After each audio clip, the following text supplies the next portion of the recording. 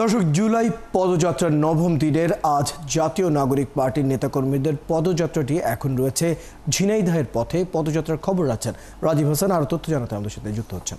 রাজীব, এখন আপনি কোথায় আছেন এবং পদযাত্রার আজকের যে কর্মসূচি সেটি কি শুরু হয়েছে? কি সর্বশেষ খবর সেখানকার?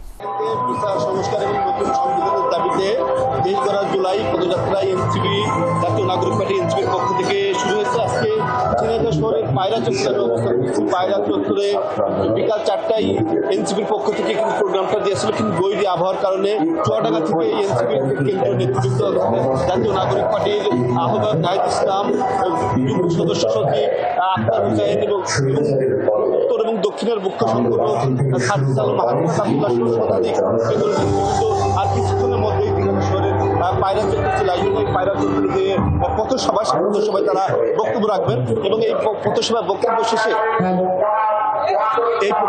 তাদের এই বক্তব্য শেষে তারা ঝিনাইদহ শহরের আরাপপুর হয়ে শেখপাড়ায় যে জুলাই অভ্যুত্থানে যে শহীদ হয়েছে সেই শহীদের কবর জিয়ারত করবেন এবং ইসলামী বিশ্ববিদ্যালয়, কুষ্টিয়ার ইসলামী বিশ্ববিদ্যালয়, সেখানে শিক্ষার্থীদের সাথে মত বিনিময় করবেন। শিক্ষার্থীদের সাথে মত বিনিময় শেষ করে তারা আবার ঝিনাইদহের হরিণাকুণ্ড উপজেলা আসবেন। হরিণাকুণ্ড উপজেলায় পথসভায় বক্তব্য রাখবেন।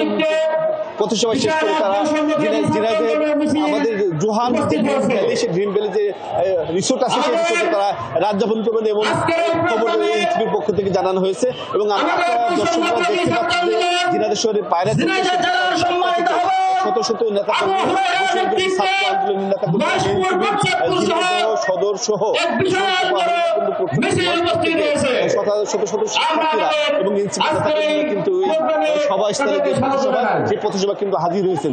বৈরী আবহাওয়া চলছে, বৈরী আবহাওয়া তারা অপেক্ষা করে কিন্তু এখানে আমরা দেখতে পাচ্ছি যে ছাতা এবং সেই ক্ষেত্রে আপনি আমাদের সাথে যুক্ত হবেন। দর্শক, আমাদের সাথে ঝিনাইদহ পথে থাকা পদযাত্রাটি, যেটি এনসিপির পদযাত্রা, সেখানে সর্বশেষ খবর জানাতে আমাদের সাথে সহকর্মী রাজীব যুক্ত ছিলেন।